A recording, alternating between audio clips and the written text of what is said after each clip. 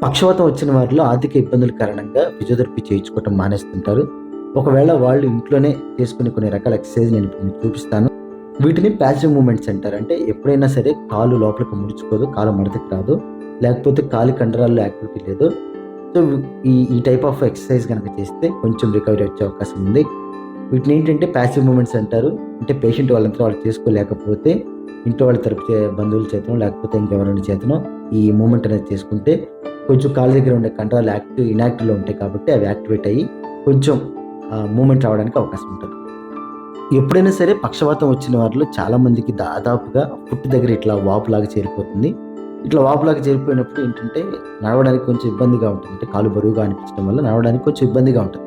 So, వీళ్ళకేంటంటే ఇలా foot దగ్గర movements కనుక చేస్తే ఏదైతే వాపు ఉందో ఆ వాపు అనేది కొంచెం పైకొచ్చేసి డ్రైన్ అవ్వడానికి ఛాన్స్ ఉంది.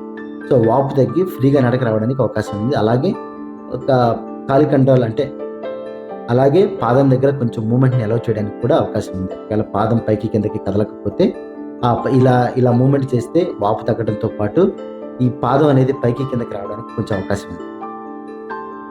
వీటిని యాక్టివ్ అసిస్టెడ్ ఎక్సర్సైజ్ అంటారు. అంటే ఎప్పుడైనా సరే పేషెంట్‌కి కొంత బలం ఉంది అంటే కొంతవరకు తీసుకోగలుగుతున్నారు అనుకున్నప్పుడు ఇంట్లో ఉండే వాళ్ళ చేతనో లేకపోతే ఇంకెవరైనా సపోర్ట్ తీసుకొని కొంచెం అసిస్టెన్స్ ఇచ్చి ఆ కాలు లోపలికి ముడుచుకోమని చెప్తే పేషెంట్ ఏంటంటే ముడుచుకోవడానికి ట్రై చేస్తారు. సో, ఇలా చేస్తే ఏంటంటే కొంచెం బలం ఉన్న కండరం ఏంటంటే ఇంకా కొంచెం బలపడి తర్వాత వాళ్ళంతట వాళ్ళు ఫ్రీగా చేయడానికి అవకాశం ఉంటుంది.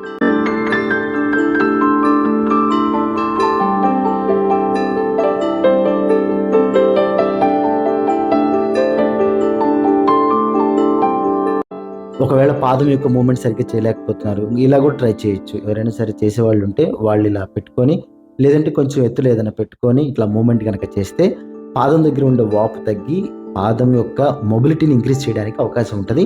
అలాగే స్ట్రెచింగ్ కూడా అంటే ఇందులోనే స్ట్రెచింగ్ కూడా ఇంక్లూడ్ అయి ఉంటది. అంటే ఏదైతే కింద పిక్క కండరాలు గాని, తొంటి కండరాలు గాని ఏవైతే వెనకాల భాగంలో ఉన్నాయో అవి రిలీజ్ అవ్వడానికి ఛాన్స్ ఉంటది.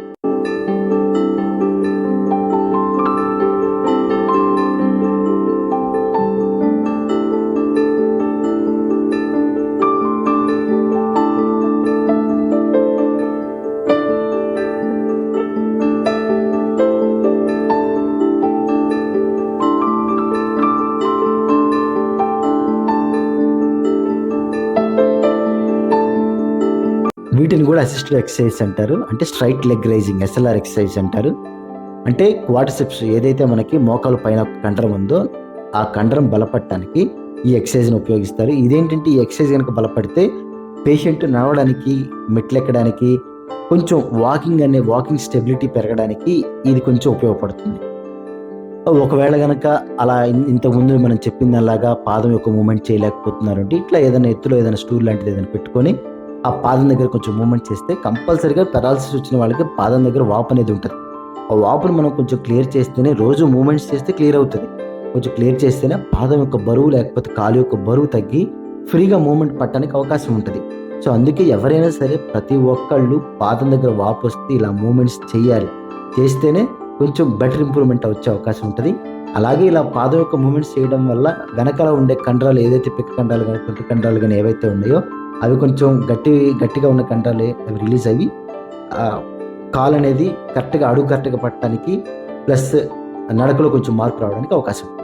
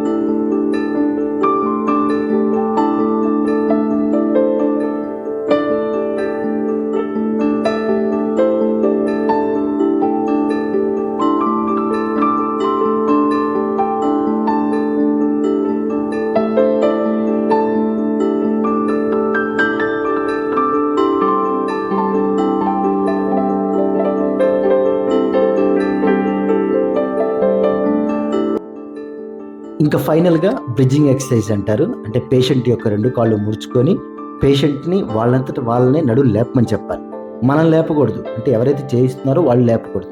వాళ్ళు లేపితే ఉపయోగం ఉండదు. పేషెంట్‌కి కొంత బలం ఉంటది కాబట్టి ఆ బలాన్ని ఉపయోగించే నడుము గనక లేపితే చాలా వరకు ఏంటి బ్రిడ్జింగ్ ఎక్సర్సైజ్ అంటే చాలా ఇంపార్టెంట్. పేషెంట్ యొక్క నడకలో కానీ, స్టెబిలిటీలో కానీ, లేకపోతే కూర్చునే విధానంలో గానీ ప్రతి ఒక్క మూవ్‌మెంట్‌ని ఈ బ్రిడ్జింగ్ ఎక్సర్సైజ్ అనేది ఇన్‌ఫ్లుయెన్స్ చేస్తది.